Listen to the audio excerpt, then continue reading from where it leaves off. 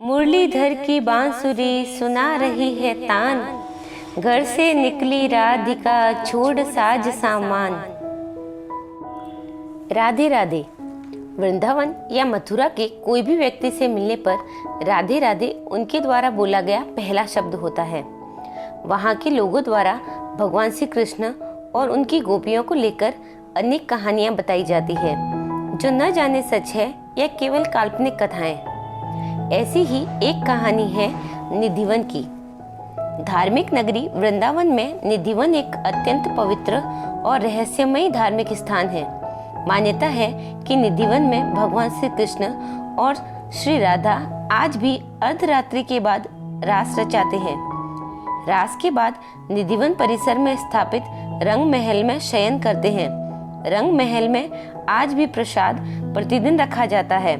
प्रसाद के रूप में माखन मिश्री रखते हैं, जो लोगों का मानना है कि भगवान श्री कृष्ण उस माखन मिश्री का भोग लगाते हैं।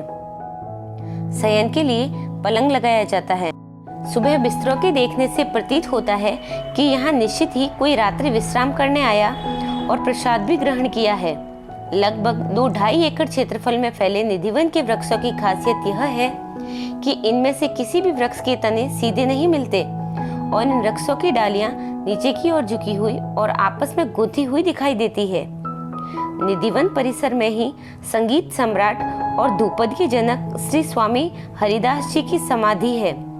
रंग महल, बांके बिहारी जी का प्राकट्य स्थान, राधा रानी, बंसी चोर आदि दर्शनीय स्थान भी यही हैं। निधिवन दर्शन के दौरान वृंदावन के पंडित, पुजारी और गाइड द्वारा निधिवन के बारे में जो जानकारी दी जाती है, उसके अनुसार निधिवन में प्रतिदिन रात्रि में होने वाली श्री कृष्ण की रासलीला को देखने वाला व्यक्ति अंधा, गूंगा, बहरा, पागल या कुछ इस प्रकार का हो जाता है कि वह इस रासलीला के बारे में किसी को न बता सके। इसी कारण रात्रि 8 बजे के बाद पशु पक्षी परिसर में दिन भर दिखाई देने वाले बंदर, भक्त, पुजारी आदि कोई वहां नहीं रहता और सब वहां से चले जाते हैं और परिसर के मुख्य द्वार पर ताला लगा दिया जाता है। उनके अनुसार यहाँ जो भी रात को रुकता है वह सांसारिक बंधन से मुक्त हो जाते हैं और वे मुक्त हो जाते हैं जिनकी समाधियां परिसर में ही बनी हुई है। इसी के साथ गाइड यह भी बताते हैं कि निधिवन में जो 16,000 आपस में गुथे हुए वृक्ष हैं, वे सभी श्री कृष्ण की 16,000 रानियां बनकर उनके साथ रास रचाते हैं। रास के बाद श्री राधा और श्री कृष्ण परिसर के ही रंग महल में विश्राम करते हैं। सुबह 5:30 बजे रंग महल के पट खुलने पर उनके लिए रखी दातुन भी गीली दिखाई देती है और सामान बिखरा हुआ मिलता है, जैसे रात को पलंग पर किसी ने विश्राम किया हो। इस परिसर की 4 दीवारी लगभग 10 फीट ऊंची है और बाहर के चारों ओर रिहायशी इलाका है, जहां चारों ओर 2-2 या 3-3 मंजिल के ऊंचे मकान बने हुए हैं और इन घरों से निधिवन की 4 दीवारी के अंदर साफ साफ देखा जा सकता है। वह स्थान जहां रात्रि के समय रासलीला होना बताया जाता है, वह निधिवन के मध्य भाग से थोड़ा दक्षिण दिशा की ओर है और वह एक खुला स्थान है। यदि सच में रासलीला देखने वाला व्यक्ति अंधा, गूंगा, बहरा या मर जाता है, तो ऐसी स्थिति में निश्चय ही आसपास रहने वाले लोग वह इलाका छोड़कर चले जाने चाहिए।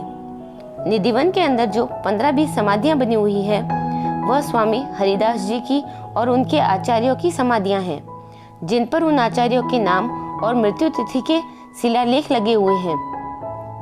उसका उल्लेख निधिवन में लगे उत्तर प्रदेश पर्यटन विभाग के शिलालेख पर भी किया गया है। इन्हीं समाधियों की आड़ में गाइड लोगों को भ्रम में डालते हैं और कहते हैं कि जो यह रासलीला देखता है वो सांसारिक बंधन से मुक्त हो जाता है और यह उन्हीं सभी की समाधियां हैं।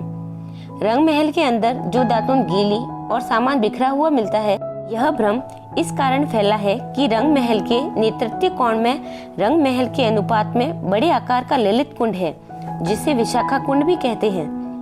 जिस स्थान पर नेतृत्व कोण में यह स्थिति होती है, वहाँ इस प्रकार का भ्रम और छल आसानी से निर्मित किया जा सकता है। यहाँ जो वृक्ष आपस में गुथे हुए हैं, इस प्रकार के वृक्ष वृंदावन में सेवा कुंज और यमुना के तटीय स्थानों पर भी देखने को मिलते हैं। गाइड जो 16,000 वृक्ष होने की बात करते हैं, वह भी पूरी तरह झूठ है। क्योंकि परिसर का आकार इतना छोटा है कि 1600 वृक्ष भी मुश्किल से, और छतरी की तरह फैलाव लिए हुए कम ऊंचाई के वृक्षों की शाखाएं इतनी मोटी और मजबूत भी नहीं है कि दिन में दिखाई देने वाले बंदर रात्रि में इन पर विश्राम कर सके। इस कारण वह रात्रि में यहाँ से चले जाते हैं। वास्तु गुरु कुलदीप सालूजा बताते हैं कि सच तो यह है कि निधिवन का वास्तु ही कुछ ऐसा है जिसके कारण यह स्थान रहस्यमयी सा लगता है, और इस स्थिति का फायदा उठाकर स्वार्थ की लालच में वहाँ के गाइड और पंडित पुजारी लोगों में भ्रम और छल पैदा करते हैं। जबकि सच इस प्रकार है कि अनियमित आकार के निधिवन के चारों ओर पक्की चारदीवारी है। परिसर का मुख्य द्वार पश्चिम दिशा में है। इस कारण इस प्रकार के भ्रम पैदा करना बहुत आसान हो गया है। इस प्रकार कुछ लोग तो इसे भगवान का चमत्कार मानते हैं और कुछ लोग पंडित और पुजारियों द्वारा बनाया गया एक भ्रम। धन्यवाद।